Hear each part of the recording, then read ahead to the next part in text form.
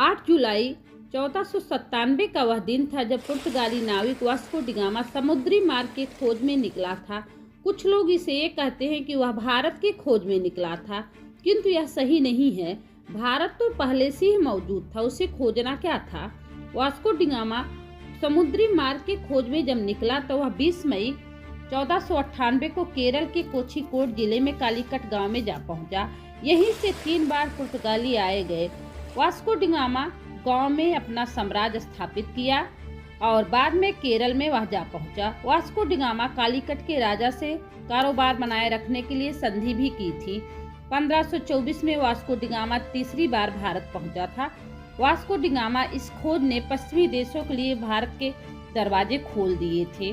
Vasco D gamma जब पहली बार यात्रा पर निकला था तो उसके साथ 117 लोग थे, लेकिन पहुंचे सिर्फ 55 लोग, जो 4 जहाज के साथ निकले थे। वह 2 जहाजों के साथ वापस पुर्तगाल पहुंच। वास्को डी गामा भारत में एक खोजी व्यापारी की तरह भारत में आया था, मगर वह एक गुजराती व्यापारी का पीछा करते करते भारत आ पहुंचा। वास्को डी गामा भारत से काली मिर्च पुर्तगाल ले जाता था।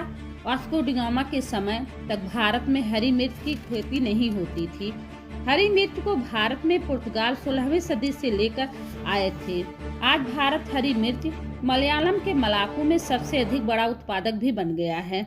वास्को डी गामा एक ऐसा नाम है जिसको भारत की खोज करने का श्रेय इतिहास में दिया गया है। इस खोज का मकसद केवल व्यापार था, इससे ज़्यादा कुछ नहीं था। वास्को डी गामा के साथ जो 4 जहाज चले थे, इनके नाम इस प्रकार थे: San Gabriel, San Rafael, Sao Rafael और बोरियो था। जिस समय वास्को डी गामा भारत में आया था, उस समय भारत कृषि उत्पादन में अग्रणी स्थान पर था। भारत में काली मिर्च, इलायची, दालचीनी आदि मसालों के उत्पादन के लिए प्रसिद्ध था। इसी कारण भारत के साथ व्यापार करने के लिए यूरोप का अरब के देशों के बीच एक होड़ लगी हुई थी। वास्को डी गामा के आने से पहले भारत में स्थलीय मार्ग के द्वारा व्यापार होता था, किंतु वास्को डी गामा ही पहला यूरोपियन था जो समुद्री मार्ग के द्वारा व्यापारिक रास्ता खोज निकाला था। ऐसा नहीं था कि इससे पहले लोगों में समुद्री मार्ग की खोज नहीं किया था और नहीं करना चाहा था, किंतु समुद्र में बहुत दूर जाने पर लोगों में एक अलग डर बना हुआ था कि कहीं ऐसा न हो कि समुद्री मार्ग के अंतिम छोर पर जहाज की एक भयानक लहरों में खो जाए। किंतु वहीं 1460 में जन्मे वास्को डी गामा समुद्री मार्ग की खोज करते करते भारत में आ पहुंचा और भारत के साथ व्यापार करने के एक नया दौर भी शुरू किया था। वह हमेशा के लिए इतिहास में अपना नाम दर्ज करा लिया। वास्को डी गामा के पिता भी एक नाविक ही थे। उन्हीं से वास्को डी गामा को यह कला प्राप्त हुआ था और उसे समुद्री मार्ग के द्वारा नया नया खोज करने में दिलचस्पी भी थी।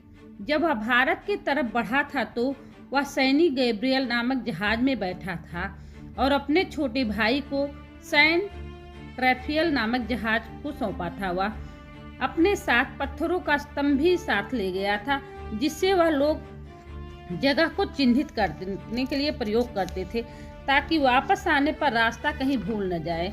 और समुद्री मार्ग के परिश्रम करने के बाद, बहुत ही कठिनाई के बाद, वह 1498 में भारत में प्रवेश कर पाया था। कालीकट में वास्को डी गामा का काफी शानदार स्वागत भी किया गया था। 3 महीने तक भारत में वह रहा।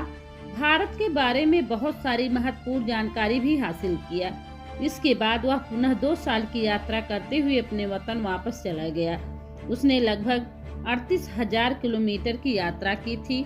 उसके इस यात्रा से पुर्तगाल के राजा बहुत ही प्रसन्न हुए थे और 1502 में उसे दोबारा भारत की यात्रा पर भी भेजा।